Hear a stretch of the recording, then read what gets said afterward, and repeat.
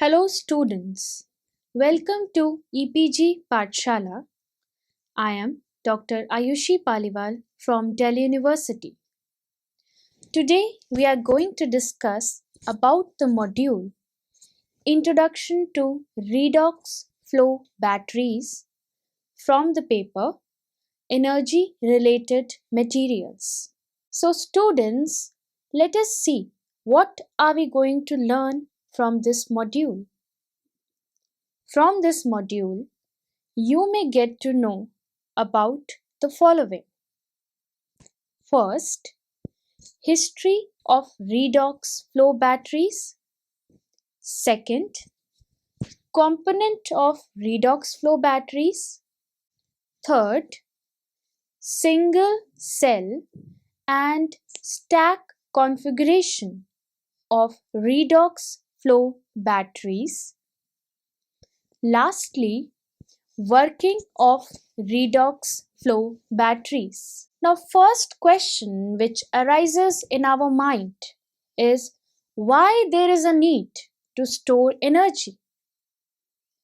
Various technologies have been discovered to convert one form of energy to another form of energy. The slow rate of energy conservation or conversion, the slow rate of energy conversion is still a major problem faced by energy conversion devices. The requirement of higher energy amount cannot be accomplished directly by energy conversion devices with slow rate of energy conversion. Hence, it is essential to store the energy produced from the energy conversion devices. The storage of energy in various systems is an excellent solution to supply energy to the customers for many different applications. Nowadays, the stored energy is being used in various applications such as mobile phones, laptops, homes, cars, motorbikes, etc.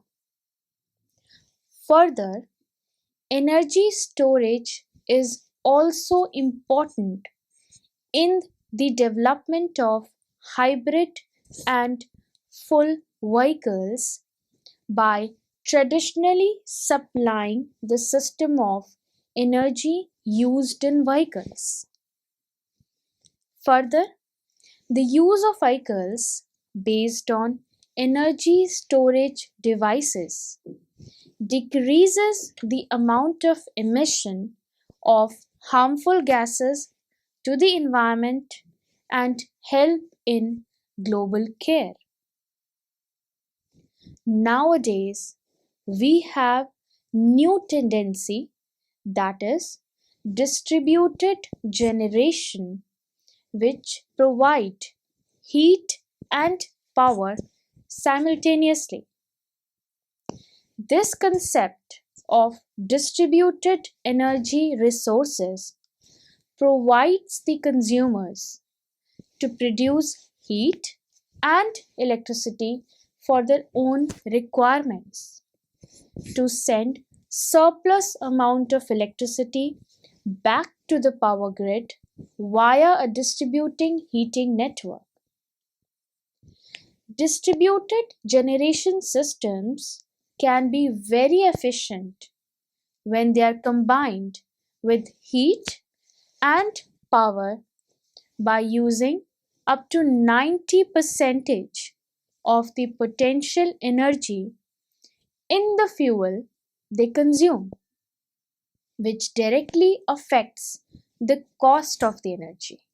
Now let us discuss about electrical energy storage or EES.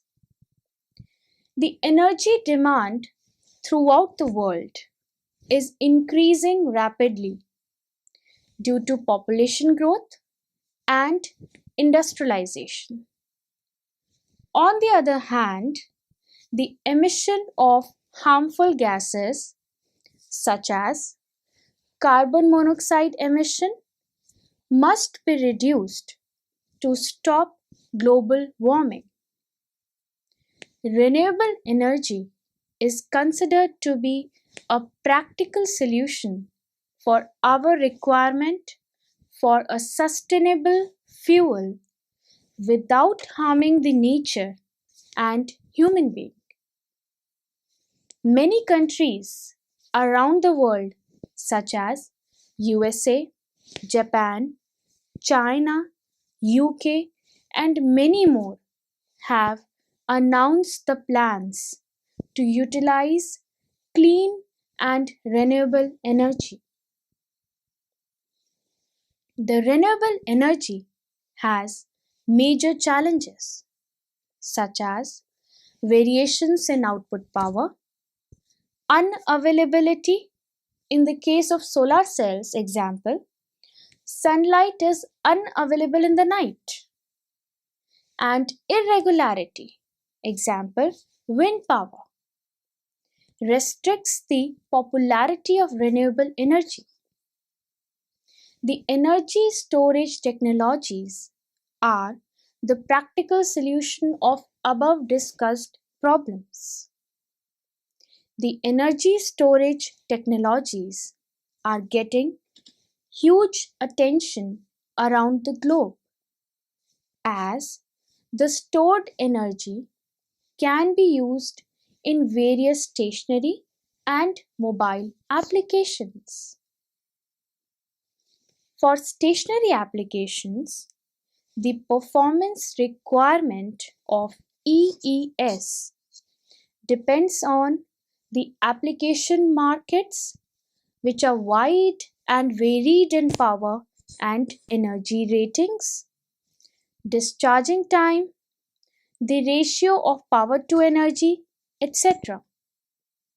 However, the basic needs for stationary EES systems are cost, fast response, durability, and safety. There are several of technologies which could be potential candidate for renewable energy applications. Slide 6.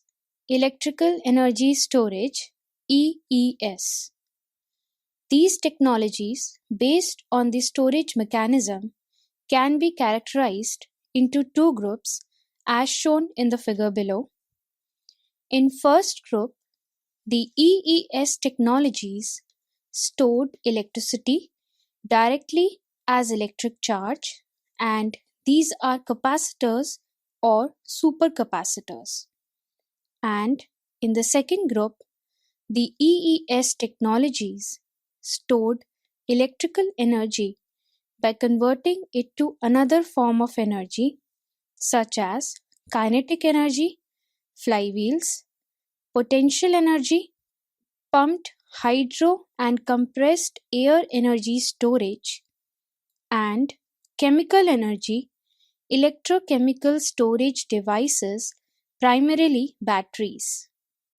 Supercapacitors and flywheels are low energy and high power storage systems which are not considered to have wide applications in transmission due to limited availability of materials. On the other hand, pumped hydro and compressed air are large scale, high energy, and high power energy storage technologies which are capable of storing significant amount of energy. However, these systems need special land, huge capital investment, and large maintenance costs. Battery storage technologies, which stored electrical energy in the form of chemical energy, contain lead acid, lithium ion, sodium based batteries, and redox flow batteries RFBs. These battery storage technologies are potential candidates which are capable of large scale energy storage and plays an important role between electricity production and customer needs for the immediate distribution of electricity. However, in comparison, normal battery storage technologies to RFB's technologies can provide large scale energy storage within the range of 10 kilowatt to 10 megawatt. Conventional static battery RFB and fuel cell. RFBs have several advantages of cost, mobility, flexibility, depth of discharge, rapid response, and safety over lithium ion and sodium sulfur batteries. Hence, RFBs are potential candidates for efficient energy storage that converts and stores electrical energy in the form of chemical energy and provided it to the consumers in a controlled way when needed. This table highlights the differences between static batteries, RFBs, and fuel cells as energy conversion devices. Development of RFBs. The figure shows the historical development of RFBs. The early developments in RFBs were carried out in 1970s by the National Aeronautics and Space Administration (NASA). These RFBs were developed for bulk storage of electrical energy, load leveling, and to enable the use of alternating energy sources such as solar cells and wind turbines. NASA had studied a range of redox couples. However, their main focus was the iron-chromium RFB. From 1973 to 1982, they developed, designed, and tested iron-chrome RFB system with storage capacity of 1 kilowatt to 13 kilowatt. This RFB system was validated with many desirable characteristics for flow batteries. However, NASA scientists specified two problems with this system, such as poor electrochemical reversibility of chromium and the cross-contamination of active species. Hence, NASA stopped the further efforts on the system and started putting efforts on the fundamental studies of RFBs. Later, during 1984 to 1989, this technology was further developed in Japan and system prototypes with 10 kilowatt and 60 kilowatt were designed and tested. Currently, the iron-chrome RFB technology is under the redevelopment basically, for energy storage in wireless telecom applications by Dia Energy in Silicon Valley, USA. Moreover, the other RFB systems which were developed in parallel with the development of iron-chrome RFB are zinc chlorine, zinc, chrome, and zinc bromine. Zinc chlorine RFB systems with 10 kilowatt and 100 kilowatt were tested, and a 2 megawatt to 6 megawatt system was fabricated as an electric utility demonstration unit, which was observed as a complicated system but no funds had been provided for the development of a pilot plant to evaluate its design. A zinc bromine RFP system was developed in mid 1970s and early 1980s. However, significant improvement and demonstration its submodules with the capacity of 3, 10, and 20 kilowatt hour were achieved in 1983. After few years, in 1990, zinc bromine RFP system with 1 megawatt to 4 megawatt hour capacities was installed in Japan. Currently, ZBB Energy Corporation and Premium Power are being involved in the development of efficient zinc bromine RFP.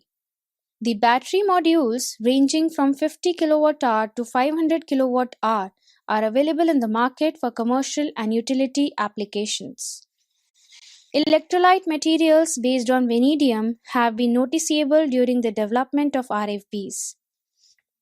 The evaluation of the V2 plus or V3 plus and V4 plus or V5 plus redox couples was first carried out by NASA in 1977. Skylas Kazaksos et al. At the University of New South Wales, Australia, since 1985 have done successful demonstrations and noteworthy developments in the vanadium redox flow battery. From 1993 to till date, the vanadium redox flow battery VRFB has been commercialized and used in various important applications. Bromine polysulfide RFB systems were presented in 1984 for the first time by Remick and Ang and developed in 1991 and 2004 by Redox Technologies UK at Inagi Plak. A pilot plant with capacity of 1 megawatt was demonstrated and successfully tested at Abershire Power State in South Wales. Further, the fabrication of plants having capacity 15 megawatt to 120 megawatt hours started at Little Barford in 2000s. Later, in 2004, the Redox technology was attained by VRB Power System inclusive, which was further required or acquired by Prudent Energy China in 2009. Since 2004, there are various membraneless or undivided flow batteries such as soluble lead acid, zinc nickel, and zinc cerium have been developed for storage applications. These RFBs utilize a single electrolyte and hence do not need an ion exchange membrane or separator. They have advantages of lower cost and greater simplicity over other RFB systems. Amongst them, some RFBs were reported to have excellent round-trip DC energy efficiency of about 80% and a cycle life of more than 1000 cycles. Recently, 2 types of lithium-based RFBs storing energy in electrode materials and an aqueous positive electrolyte have been developed. Now we will discuss about the features of RFB. The figure shows the unique features of RFB, which generally consist of 2 electrolyte reservoirs in which the electrolytes are circulated by pumps, a negative and positive electrode, and an ion exchange membrane IEM. The chemical and electrical energy are interconverted via utilizing the oxidation and reduction of 2 soluble redox couples in the electrolytes in the electrochemical cell. The 2 electrolytes are stored separately in tanks called analyte and catholyte outside the electrochemical cell.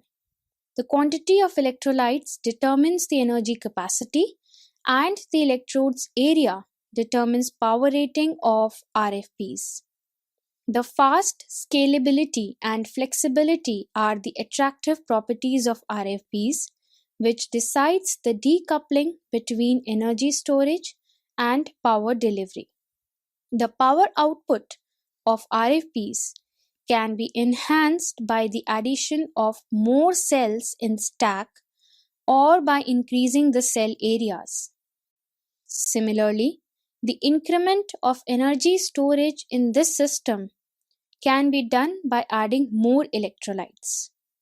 RFBs are considered one of the most promising EES technologies for the large-scale storage of renewable electrical energy. They are capable of storing energy up to megawatt hours. Besides this, the modular design RFB facilitates it to designed for a wide range of energy storage and power delivery. Unlike conventional batteries, RFBs does not require the energy-bearing chemicals to be stored in the solid electrodes inside the electrochemical cell. They are stored in liquid electrolytes outside the electrochemical cell in RFBs.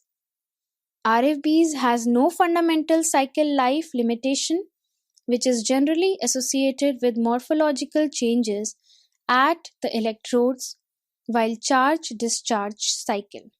Furthermore, RFBs exhibit high reliability and excellent safety as the electrolyte materials are stored separately, where the flow of electrolytes can bring the heat quickly out of the electrochemical cell.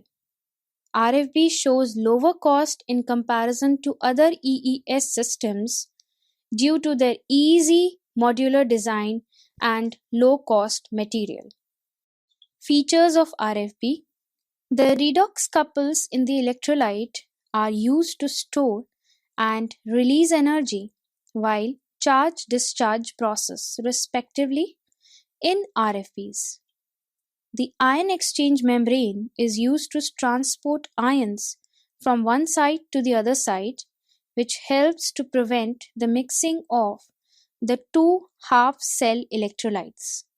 Another configuration, that is a membrane-less system, which is currently at an early stage of development, has been shown in the figure below. The commercial and practical applications of RFBs systems required high currents and voltages, and that can be accomplished by joining number of unit cells in bipolar configuration to form a stack as shown in the figure below. These unit cells are connected in series to increase the voltage, and the stacks can be electrically connected in parallel to yield high currents. The bipolar electrodes are being used to minimize the weight, volume, and cost. As shown in the figure, the cell stacks are fed by distributing the electrolyte to each cell through a manifold. Now we will discuss about the working principle of RFBs. The working principle of RFB is already explained in our previous slides, which consist of a flow type cells, electrolyte tanks, pumps, and piping. The electrolytic reactions occurred within the electrochemical cell.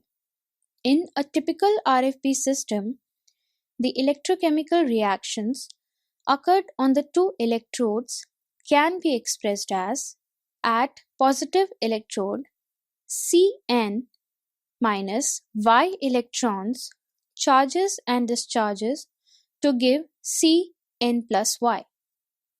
At negative electrode, A n minus x plus S x electrons charges and discharges to give Ax.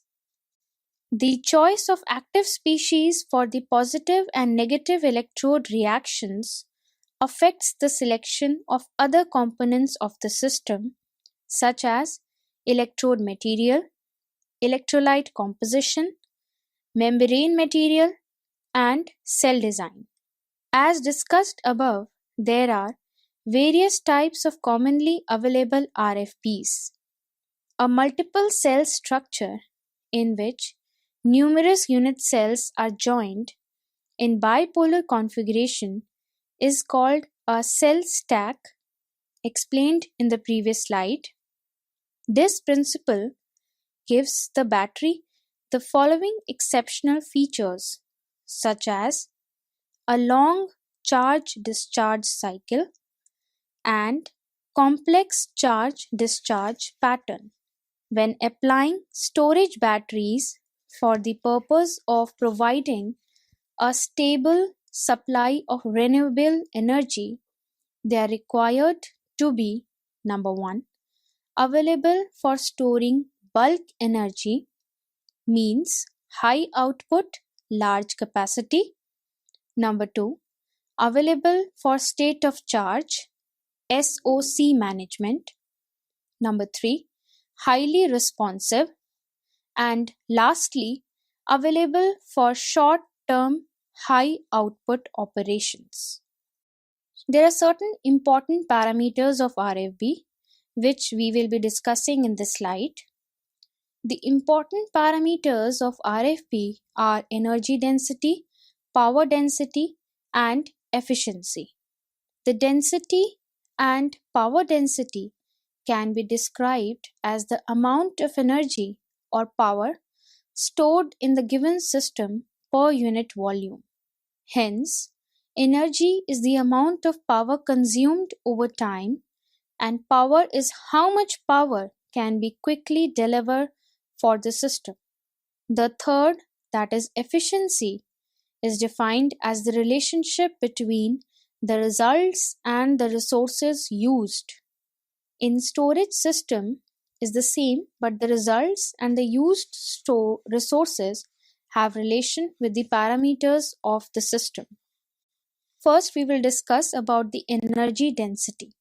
The energy density is decided by the active materials of the RFBs. In the lead acid battery, the active material is in the electrodes, whereas in case of a VRFB, the active material is dissolved in the electrolyte. The capacity depends on the number of electrochemical reaction, which is defined in terms of amperes hours. Hence, it depends on the number of ions, and the number of ions that depends on the active species concentration, the volume of the tank, the Avogadro's number, and the elementary charge of the electron. Thus, the equation is QC is equal to CRFP multiplied by V tank multiplied by Na multiplied by E.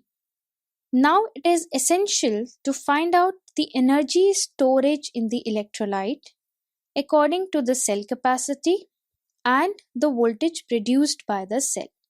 So the equation becomes E electrolyte is equal to half of multiplied by QC multiplied by U cell divided by 3600. This whole is multiplied by WH. Now it is possible to find out the expression for energy density U electrolyte. The equation gives the energy in the electrolyte is divided by factor 2 because the redox reaction occurs in the both half cells. Also, it is divided by 3600 seconds to obtain the energy storage per hour. Thus, energy density can be calculated by dividing E electrolyte by V tank. U electrolyte is now equal to E electrolyte by V tank. This whole is multiplied by WH per L. From this equation, it is possible to know how much energy is stored in the RFB. Now, we will discuss about the efficiency. The efficiency is another important parameter which defined the profitability of the RFB system. For RFBs, there are three forms of efficiency such as energy efficiency, voltage efficiency, and Coulomb efficiency. First, we will discuss about the energy efficiency. Energy efficiency is defined as the integral of the energy consumed by the discharge and the energy used in the charge. The equation becomes eta E, that is the energy efficiency, is equal to integral of P discharge as a function of T dt divided by P charge as a function of T dt, where P discharge is the power consumed during the discharge and P charge is the power used during the charge. Next, we will discuss about the voltage efficiency. In this type of efficiency, the current in the system is constant. Hence, the efficiency is due by the integral of the voltage during the discharge and the voltage during in the charge. The equation becomes eta V is equal to integral over V discharge as a function of T dt divided by V charge as a function of T dt, where V discharge is the voltage used during the discharge and V charge is the voltage used during the charge. Lastly, we will discuss about the Coulomb efficiency. This efficiency is due by the charge withdraw during the discharge and the charge supplied during the charge.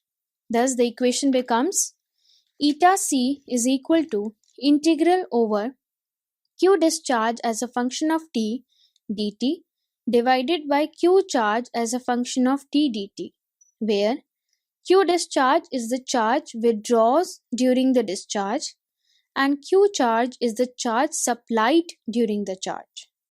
So students, let us summarize what we have learned in this module.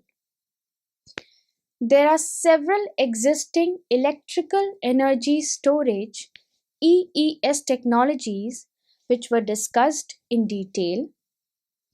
Amongst all EES technologies, RFP technology proved to be promising due to their low cost, efficient energy density, and modular size. The historical background of RFP system is explained in detail, which reveals that EES technologies based on RFP system under considerations from past few decades.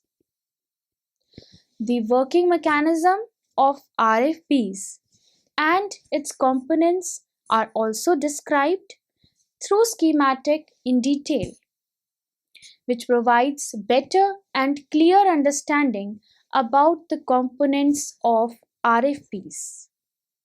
Thank you.